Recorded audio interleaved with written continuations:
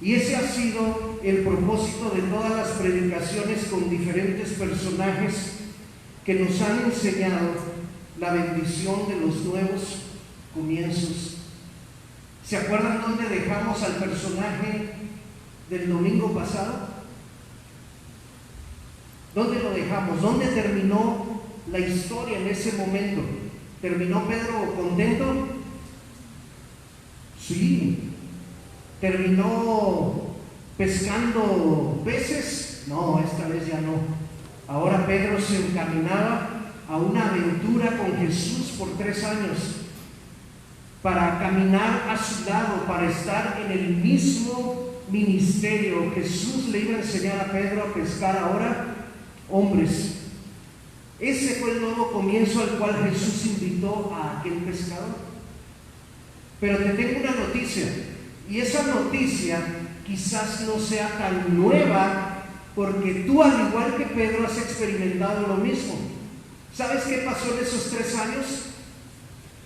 Sin duda que Pedro aprendió mucho. Pedro fue partícipe de algunos de los milagros más increíbles que Jesús hizo. A Pedro le tocó el mejor asiento para ver cómo Jesús levantaba muertos, cómo liberaba endemoniados, cómo hacía que el cojo volviera a caminar, o el paralítico, que el leproso fuera sanado completamente de su piel. Pedro vivió eso.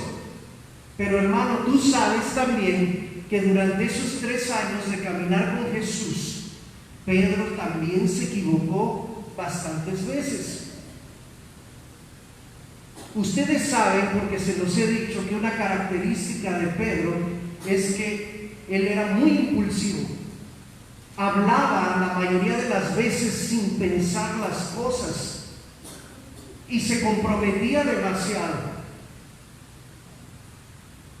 En una ocasión Pedro llamó a Jesús aparte y le dijo: Señor, no digas esas cosas de que vas a morir. Y Jesús le dijo: apártate de mí, Satanás, porque me eres tropiezo. Pedro tenía la boca muy floja y lo metía muchas veces en problemas, en situaciones de las cuales se comprometía demasiado. En otra ocasión le dijo a Jesús: aunque todos estos te abandonen, ¿qué le dijo? ¿Se acuerdan? Yo nunca te abandonaré. Yo nunca te abandonaré.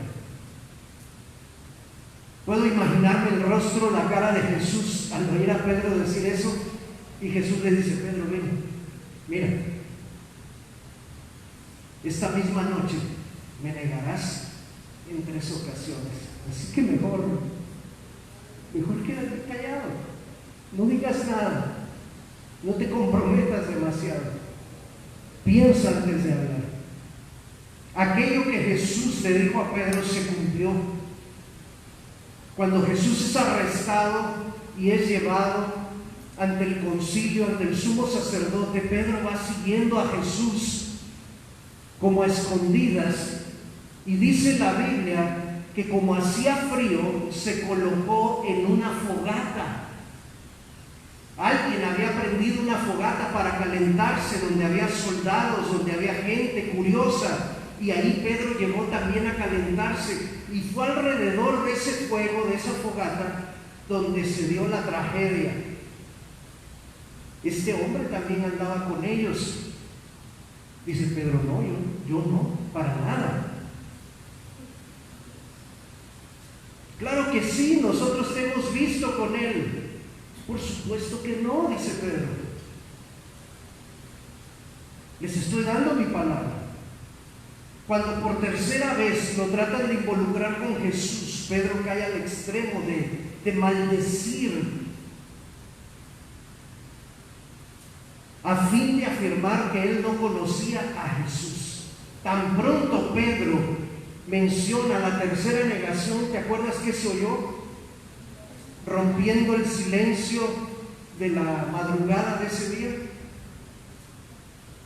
se oyó el kikiriki del gallo, y Pedro rápido conectó el canto del gallo con lo que Jesús le había dicho. Y la Biblia dice que también justo en ese momento la mirada de Jesús se cruza con la de Pedro. ¡Sas! ¿Has estado en esa situación, hermano? ¿Te ha pasado como a Pedro?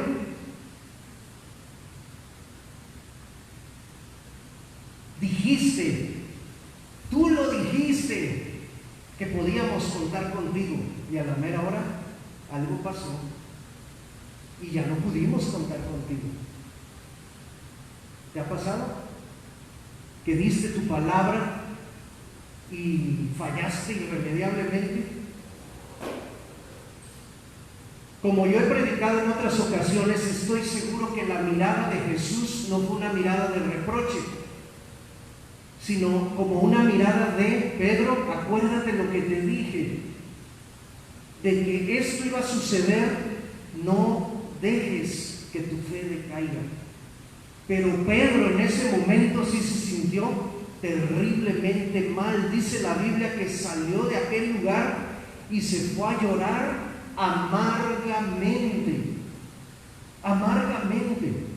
Y creo que ese llanto amargo a Pedro le estaba durando demasiado tiempo. Vamos a abrir la Biblia en Juan capítulo 21, porque ese es el punto a donde quiero llegar hoy. Pero tenía que contarles primero esto para que ustedes pudieran entender la razón de este encuentro especial que Jesús tiene con algunos discípulos, pero específicamente con Pedro. Pedro se va amargamente a llorar. El único discípulo que permanece con Jesús al pie de la cruz cuando Él está siendo crucificado, ¿quién fue? Juan. El resto andaban escondidos, temerosos, confundidos. Cuando Jesús resucita y llegan las buenas nuevas por medio de las mujeres, dice que los discípulos estaban escondidos por temor en un aposento. Y llegan las mujeres diciendo: acabamos de ver a Jesús, Él está vivo. ¿Recuerdan qué discípulos salieron corriendo a la tumba? ¿Sí se acuerdan quiénes fueron? El mismo Juan, y también fue Pedro. Pero dice Juan que como él quizás estaba más atlético o más joven, dice que Juan llegó primero. Le ganó en la carrera a Pedro. Cuando Juan entró y vio el sepulcro vacío, en ese instante Juan creyó. Pero Pedro llegó al sepulcro después de Juan y él se metió, se quedó todavía ahí un rato, vio los lienzos que estaban sueltos allí en el sepulcro y Pedro se regresó, pero se regresó todavía con dudas, con su corazón cargado y todavía persiguiéndolo la vergüenza de haber negado al Señor. Jesús, el Jesús resucitado, también ya se había aparecido a los discípulos, a los que iban camino a Emaús. Se le apareció después a los discípulos cuando estaban solos, sin Tomás. Se le apareció luego otra vez a los discípulos estando Tomás. Y yo creo que Jesús en todas esas apariciones ya resucitado notó que su querido Pedro, su querido amigo, todavía seguía con el pico para abajo. Todavía Pedro seguía triste, avergonzado, sintiéndose culpable, con ese llanto amargo sin ser todavía sanado. Por eso Jesús se toma tiempo. En el capítulo 21, quiero que tengas tu Biblia abierta, se toma un tiempo especial, a propósito, intencional, para buscar a Pedro. Jesús tiene planes para esos hombres. Él los va a comisionar para que lleven el Evangelio a todo el mundo. Y Jesús sabe que ante su partida, aquellos hombres van a necesitar físicamente a un líder, alguien que los guíe, que los pastoree, que los proteja. Jesús ya puso su mirada en alguien, pero ese alguien todavía no está listo, todavía tiene dudas, todavía tiene vergüenza. ¿Por qué? Porque el nuevo comienzo al que fue invitado el domingo pasado, él lo ha estado echando a perder. Así que Pedro está en una encrucijada muy importante. No sabe qué hacer, está confundido. Después de estas cosas, Jesús se manifestó otra vez a sus discípulos junto al mar de Galilea. Ahí dice Tiberias, pero es el mismo mar. Y se manifestó de esta manera. ¿Qué discípulos estaban ese día allí? Pues estaba Simón Pedro, Tomás, Natanael, los hijos de Zebedeo y otros 2 discípulos que no se nos dice el nombre de quienes eran. ¿Cuántos había en total? 7, ¿no? ¿Cuántos quedaban? Quedaban 11. Así que otros 4 discípulos no sabemos dónde estaban y no sabemos por qué estos 7 estaban solamente ellos juntos. Pero estaban allí en Galilea porque Jesús les había dicho: esperen aquí en Galilea hasta que yo les dé nuevas instrucciones. Recuerden que después de que Jesús murió en la cruz, todavía el Jesús resucitado anduvo, ¿cuántos días? 50 días. Todavía se quedó aquí en la tierra antes de partir al cielo. Y en esos 50 días lo que hizo fue buscar a sus discípulos. Pero, como les digo, había uno que estaba pendiente. Había uno al que todavía no le había sido suficiente las otras apariciones. Le dice Simón Pedro a los demás: ¿saben qué, muchachos? Me voy a pescar. Y ellos le dijeron: pues si tú vas a pescar, ¿qué creen? Pues nosotros vamos contigo. Fueron y entraron en una barca y aquella noche no pescaron nada. No pescaron nada. ¿Se parece esta historia a la del domingo pasado? Tiene similitudes, ¿verdad? Quiero que noten, hoy el tema de los nuevos comienzos gira en torno a Jesús. Y yo le he puesto como título: si Jesús no se da por vencido contigo, entonces tú tampoco te des por vencido contigo. La actuación de Jesús es fantástica. Cuando ya iba amaneciendo, se presentó Jesús en la playa. Mas los discípulos no sabían que se trataba de Jesús. Recuerden que ya lo habían visto anteriormente, pero el cuerpo del Jesús resucitado era un cuerpo diferente. Además, era muy temprano, quizás la distancia no hacía fácil reconocer a la persona que estaba en la playa. Noten cómo Jesús se dirige a ellos en el verso número 5. Estamos en Juan 21, verso 5. ¿Qué palabra usa Jesús para llamar su atención? Hijitos. Estuve buscando esta palabra en los diccionarios del griego para ver qué palabra era en realidad. Les dice que la traducción más cercana es mozalbetes. pero era una palabra que se utilizaba para describir cercanía con el grupo de personas, con sus amigos. No a cualquiera se les llamaba mozalbete. A nosotros no nos suena muy cariñoso ni muy afectivo, pero para ellos sí.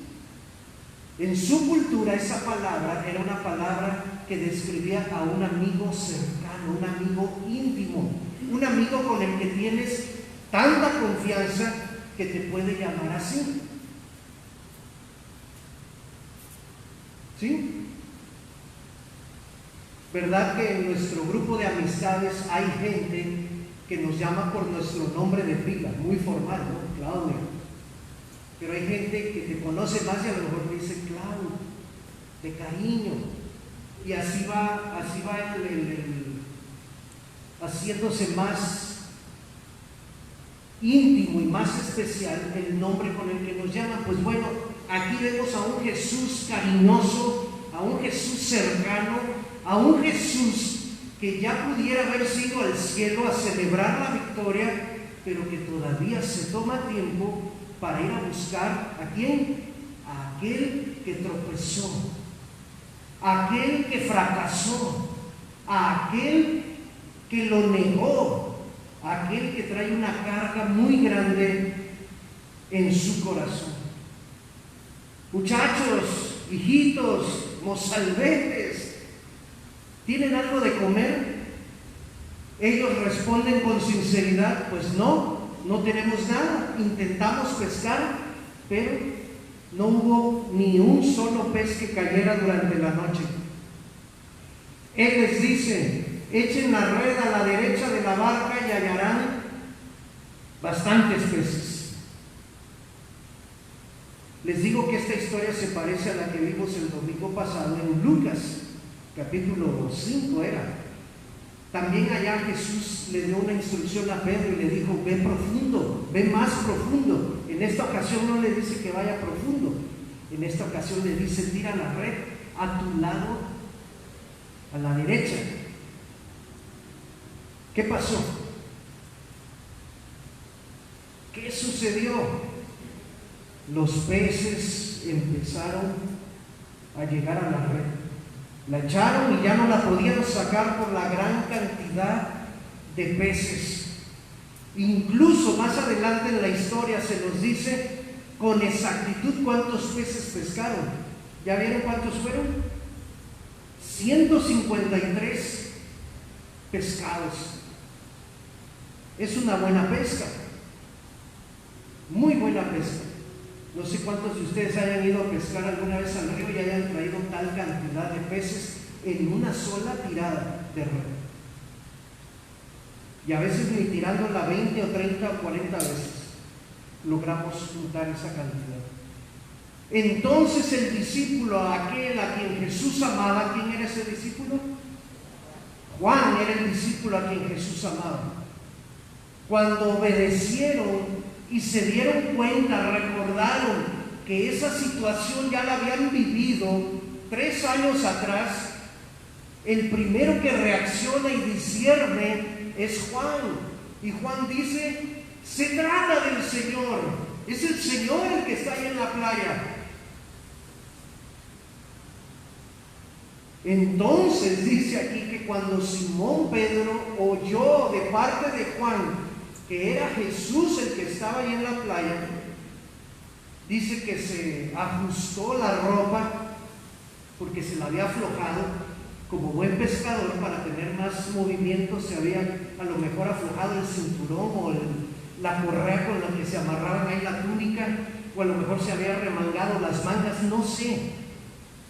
Pero para pescar él necesitaba libertad. Entonces ahora dice que Pedro se ciñe. Y allá ven cómo es de loco y de impulsivo.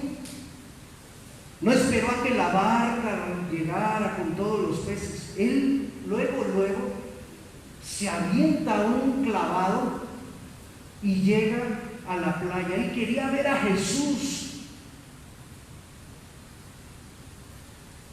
Mientras Pedro hace sus locuras, los otros discípulos dice que vienen con la barca arrastrando la red de peces pues no distaban de tierra sino como unos 100 metros más o menos. Al descender a tierra, vieron que había allí una fogata. Había brasas puestas. Tú dirás, pues claro, porque para poder comer, porque de hecho ya había, dice ahí, un pez y pan. ¿De dónde salió el pez ese? ¿Y de dónde salió ese pan? Yo creo que ya Jesús había hecho un milagro ahí en la playa mientras ellos estaban pescando. Y Jesús se había adelantado y ya les tenía ahí algo de pescadito a las brasas. Pero quiero que noten algo, hermanos. ¿Dónde fue que Pedro negó a Jesús? Fue alrededor de una fogata, ¿no? Jesús está recreando la escena para poder tratar con su amigo y poder sanarle su corazón. Y otra vez le pone una fogata, no solo para que coma, para que satisfaga su necesidad física. Jesús le está poniendo la fogata porque tiene un asunto emocional y espiritual pendiente con Pedro y necesita que él recuerde que así como lo negó en una fogata, también en una fogata puede ser restaurado. Jesús les dijo: traigan de los peces que acaban de pescar, deben de estar muy hambrientos y un pez no va a alcanzar para saciar toda su hambre, así que traigan más de esos peces, vamos a comer, vamos a desayunar rico. ¿Qué desayuno? ¿Quién desayuna pez? No es algo que acostumbremos, ¿verdad? Pero miren, para que vean qué rico desayuno, un desayuno muy nutritivo en la playa, al amanecer, disfrutando con los amigos de pescado a las brasas, con rico pan. Subió Simón Pedro, verso 11, y terminó de sacar la red a tierra, llena de grandes peces, 153, y aún siendo tantos, la red no se rompió. Jesús les dijo: vengan, coman. Ninguno de los discípulos se atrevió a decirle, a preguntarle a Jesús: ¿tú quién eres?, puesto que todos sabían que era el Señor. Vino pues Jesús y tomó el pan y les dio, y asimismo del pescado.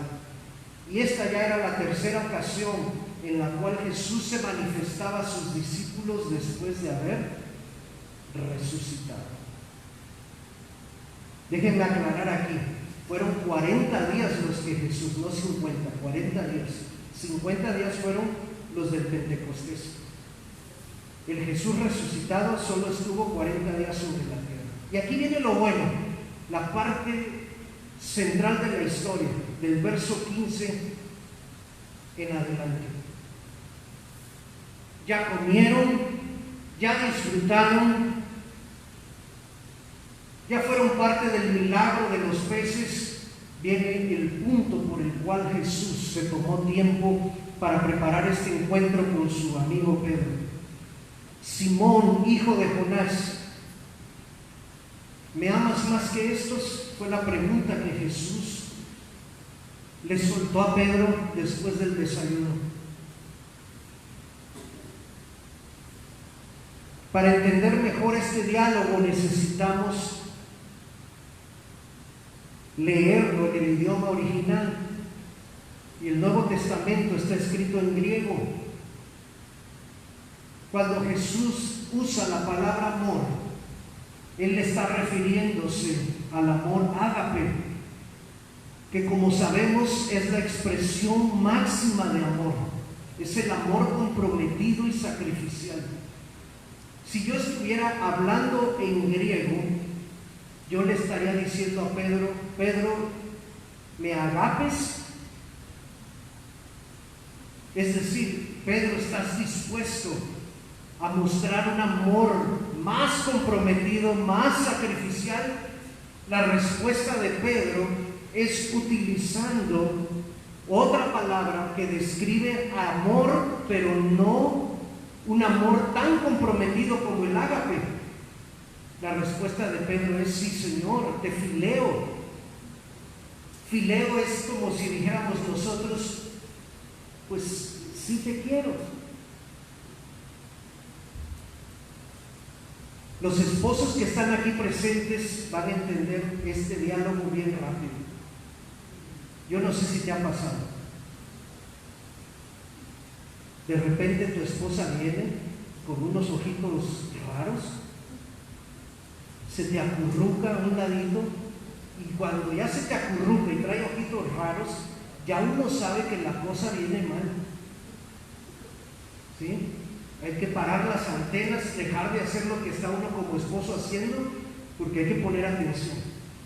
Y ahí tienes a la esposa con ojos de borreguito a medio morir, acurrucado sobre ti, mirándote directo a los ojos, y la esposa tiernamente te dice: mi amor, ¿me amas? ¡Sas! ¡Sas! Es como un gancho al hígado. Varones, ¿sí están aquí conmigo? Varones casados. ¿Qué responden? ¿Qué dicen? Algunos decimos: sí, pues ya lo sabes.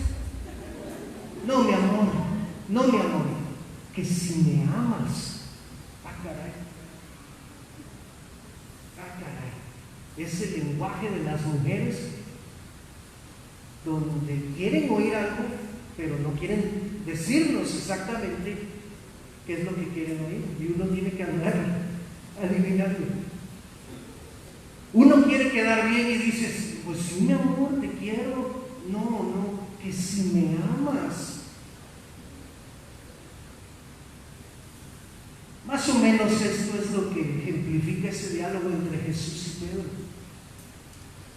Por cierto, después de 20 y tantos años de casados, he aprendido que cuando viene esa pregunta, hay que amarrarse, hay que ceñirse como Pedro, bien fajarse los pantalones y decirle también a los ojos: sí, mi amor, te amo con todo mi corazón. ¿Sí? No eludas la mirada, no huyas de la respuesta, y aunque la lengua se te trabe y te muerdas con los dientes la lengua, di: sí, yo también te amo. ¿Sí? Porque si no dices esa palabra, ahí la vas a tener. Ahí la vas a tener hasta que no lo digas. Podrás decir: te tengo mucho cariño. Sí, me caes bien, te quiero. Pues mira, ¿cómo no te voy a querer si ya llevamos 20 y tantos de casados? Nada de esas respuestas saciará su corazón. ¿Qué es lo único que quiere ella? ¿Qué quieren? ¿Qué quieren, hermanos? A ver, ya díganlo aquí. ¿Qué es lo que quieren? Las casadas. No se rían, denos pistas. ¿Quieren eso o no quieren eso? ¿Sí o no? ¿O a poco eres tan cínica que te dice: mira, mi amor, ahí están 50,000 pesos y ya, cállate, gástatelos? No quieres eso. ¿Quieres que Él te diga también y te exprese cuánto la amas? Pues ahí está el diálogo. Jesús le dice: Pedro, ¿estás dispuesto a comprometerte más, a mostrar un amor sacrificial, a abandonar ahora sí todo con tal de seguirme? La respuesta de Pedro es: me caes bien, Jesús, eres mi amigo, eres mi cuate, estoy agradecido contigo. ¿Por qué Pedro no es capaz de responder, hermanos? ¿Ustedes creen que no amaba a Jesús? Yo creo que sí. Pero lo que no deja a Pedro decir: sí, Señor, yo te agapeo, es que Pedro está cargando una vergüenza enorme. Pedro está diciéndose a sí mismo: ¿cómo le voy a decir a Jesús que sí lo amo cuando 2-3 días atrás pasó aquello que Él dijo que pasaría? ¿Cómo puedo comprometerme con Jesús a que voy a ir a un nivel más profundo cuando le acabo de fallar de una manera tan desastrosa? Yo creo que la mirada de Jesús buscaba a Pedro y Pedro quizás se clavaba en la fogata y no se atrevía a darle la cara. A pesar de eso, a pesar de la respuesta de Pedro, Jesús le dice: apacienta mis ovejas, apacienta mis corderos. Más tarde Jesús vuelve a acercarse a Pedro y le dice: Simón, hijo de Jonás, ¿estás dispuesto a comprometerte? ¿Me agapes? Y Pedro otra vez responde en el verso 16: sí, Señor, te tengo mucho cariño, eres mi gran amigo. Pero no se compromete. Aún así Jesús le dice: pastorea a mis ovejas. Pero algo sucede en la tercera ocasión, porque hay una tercera vez. Jesús es más misericordioso que muchas esposas. Pónganlo eso como una nota al margen, hermanas, ténganlos paciencia. Si a la primera vez del me amas no responde como quieres, tenle misericordia y vuelve a preguntar en una segunda ocasión. Si de plano también en la segunda falla, sigue la estrategia de Jesús. ¿Qué hizo Jesús en la tercera ocasión? Le vuelve a preguntar a Pedro, pero la pregunta ya no es: Pedro, me agapes. Ahora Jesús se rebaja al nivel de Pedro y le dice: Pedro, ¿me fileas? ¿Me quieres? ¿Me estimas? Y Pedro entendió, tan entendió que dice que se entristeció de que le preguntase por tercera ocasión: ¿me fileas? Pedro le dice: tú lo sabes todo, Señor, y tú sabes que te amo. Jesús le dice: apacienta mis ovejas. Mira,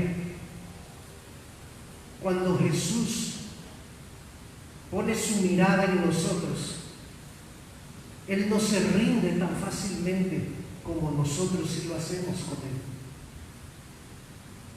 Él. El Señor sabe que somos polvo. El Señor sabe que somos seres humanos con debilidades. El Señor sabe que tendemos a fallar, a desaprovechar oportunidades. Pero aún así, Él se toma tiempo para ir a nuestra búsqueda, para ir a restaurar, a sanar nuestro corazón, para tener un diálogo íntimo con nosotros y decir: no pierdas la fe en ti mismo, porque yo no la he perdido contigo. ¿Cómo sabemos que no la ha perdido? Porque Jesús le está pidiendo que ostente un cargo que honestamente, hermanos, ustedes le hubieran ofrecido a Pedro ser el pastor de los discípulos después de lo que hizo. ¿Le habrían ofrecido ese rol, ese trabajo? ¿No te quedaría allí la duda de decir: pero si se lo damos y viene una persecución o pasa algo, nos va a dejar ahí botados, tirados? O peor, va a negar que nos conoce. Siempre va a estar la espinita allí. Pero Jesús no piensa como pensamos nosotros. Jesús invirtió tiempo en formar a Pedro, y a pesar de que Pedro le ha fallado, Jesús conoce el valor de este hombre y quiere desatar todo su potencial. Pero antes quiere confrontarlo con su error de una manera tierna, de una manera que ese corazón pueda sanar, reconocer su falta y entonces seguir adelante. Jesús le encarga a Pedro que se convierta en el líder de los discípulos tras su partida. ¿Cuántas veces negó Pedro a Jesús? Sabemos que fueron 3. ¿Cuántas veces fueron las preguntas de Jesús para Pedro? Fueron 3. ¿En dónde negó Pedro a Jesús? Alrededor de una fogata. ¿En dónde Jesús tiene esta conversación con Pedro? Alrededor de una fogata. Cuando Jesús llamó a Pedro por primera ocasión para incluirlo en su ministerio, ¿en dónde se dio ese evento? En el mar de Galilea, en una playa. Cuando Jesús le está encargando ahora que baje al siguiente nivel, también ese encuentro se da en el mar de Galilea, en una playa. Antes de llamar a Pedro, Jesús permite que se realice el milagro de las redes que se llenaron en la primera ocasión en el mar de Galilea.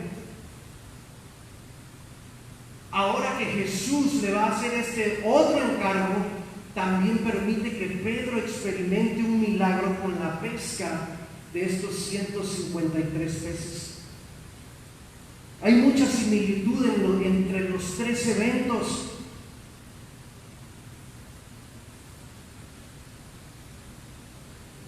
Y si hay similitud, es porque Jesús buscó esas similitudes a propósito, lo hizo de manera intencional, para que el recuerdo de este encuentro quedara permanente en el corazón y en la mente de Pedro. ¿Qué nos enseña este segundo nuevo comienzo? ¿Qué nos enseña la actuación de Jesús con respecto a nosotros?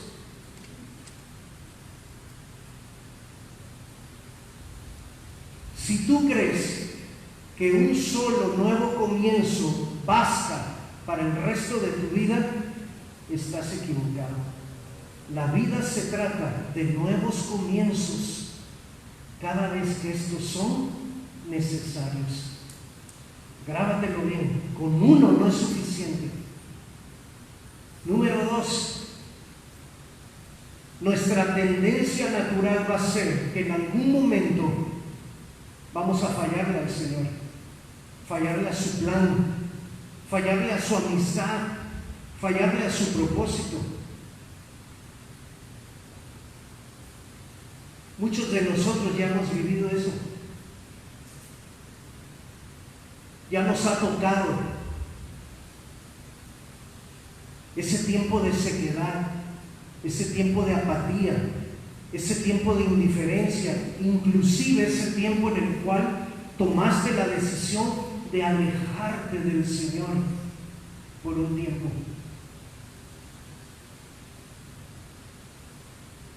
Pero te digo, esto lo aprendí en un curso de misiones de uno de mis maestros. Él dijo lo siguiente: Dios es insistentemente persistente. Se me quedó muy grabado porque él nos contaba la historia de Jonás. Y él dijo, esta es la historia de un Dios insistentemente persistente, que no se da por vencido, aun y cuando sus siervos y sus siervas le fallemos. Pues aquí está Pedro, confundido, triste, cabizbajo, avergonzado, derrotado, con muchas dudas. Y hasta allá va el Dios insistentemente persistente a buscarlo. ¿Para qué? Para restaurarlo, para ocuparlo una vez más.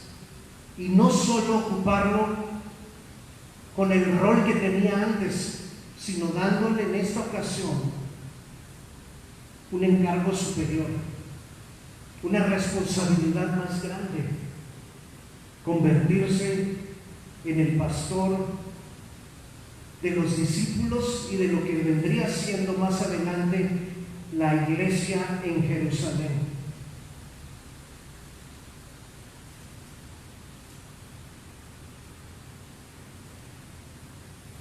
El Señor nos conoce y sabe que a veces no estamos listos para poder decirle: te agapeo, Señor. Porque agapeo significa estar dispuesto a entregarlo todo. Por eso Jesús le dijo, ¿me agapes más que estos? ¿Y a qué se refería Jesús con el más que estos? Se refería a los otros discípulos y se refería a los peces, a la barca, a la playa.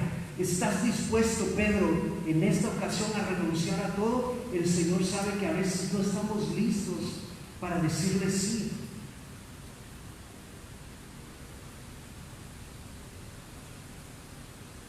Pero una cosa debes de grabar en tu mente, y los que anotan, anotarlo.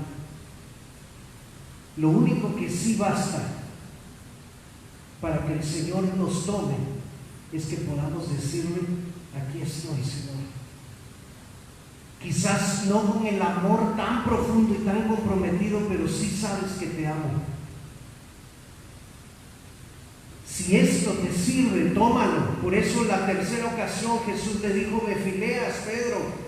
Y aunque Pedro se entristeció, Jesús no lo desechó y lo tomó.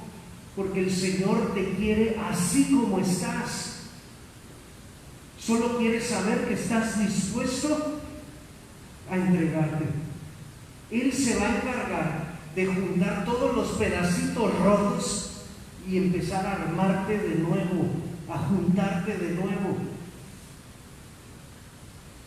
Nosotros queremos venir perfectos ante Dios. Dios dice, así como estás.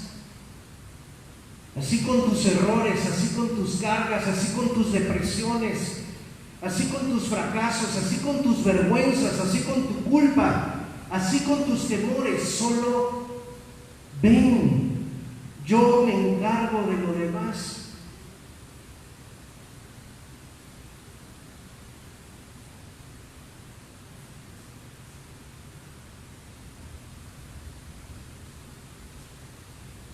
El meollo de esta predicación es el siguiente. ¿Estás dispuesto a creer a esa palabra de Jesús?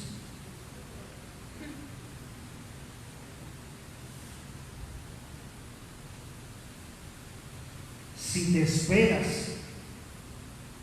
a ser perfecto, entonces nunca serás usado. Mejor ven así roto, así quebrado. Y el milagro más grande que Jesús va a hacer empezará contigo. Él te va a armar de nuevo. Él te va a resetear. Él te va a dar un nuevo comienzo.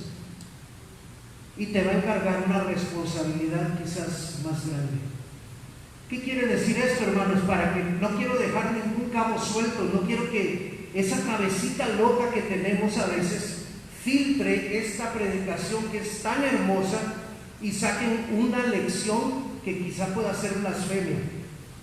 Porque algunos dirán, entonces, para poder ser alguien más importante, tener un encargo más grande, ya sé, tengo que fallarle al Señor. Si esa es la conclusión, no, táchalo, esa no es la conclusión.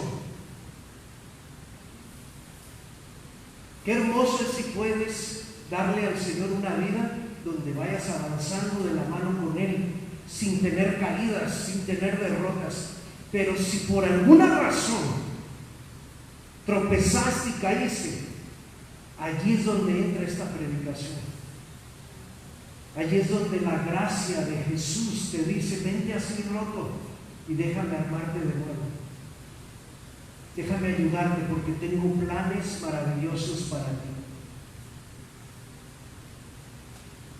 Al final, en el verso 19, después de que se cambia la conversación ahí por si cómo va a morir Pedro y luego con Juan y todo el rollo, dice al final, y dicho esto, Jesús añadió diciéndole a Pedro, ¿qué le dijo?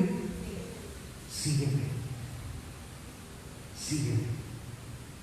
¿Crees que esa plática en la playa, crees que esa recreación, crees que esa fogata le sirvió al viejo pescador para los años futuros?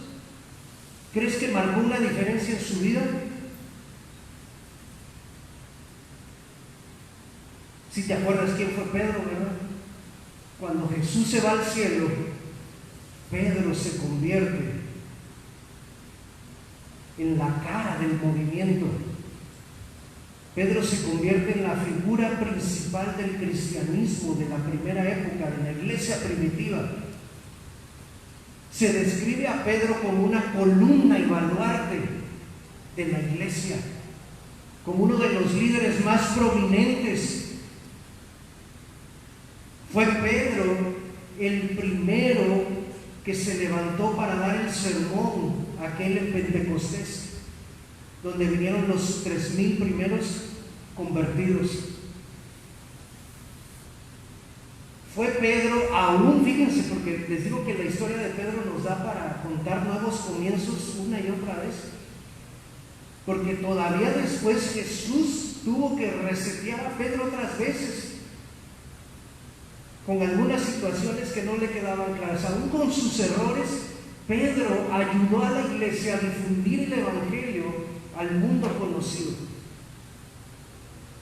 a tal grado que dice la historia, no la Biblia, la historia del cristianismo, que en la época de Nerón, Pedro se había convertido ya en un personaje demasiado peligroso para el imperio romano. Y es entonces el emperador Nerón quien lo manda a matar crucificado. Pedro murió crucificado, con un asterisco, una nota, un paréntesis. La crucifixión de Pedro fue de cabeza, a solicitud de él mismo. Él dijo: si me van a crucificar, entonces pongan la cruz, pónganla al revés. Pónganme a mí de cabeza, porque no soy digno de morir de la misma forma en la que murió mi maestro, en la que murió Jesús. Pedro nos dejó cartas. Pedro junto con Marcos nos dejaron el evangelio. Y Pedro es recordado hasta el día de hoy como un hombre de fe.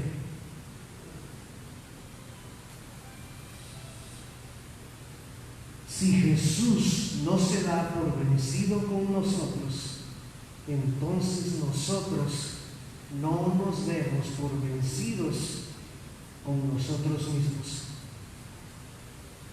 ¿Está claro? ¿Qué significa eso?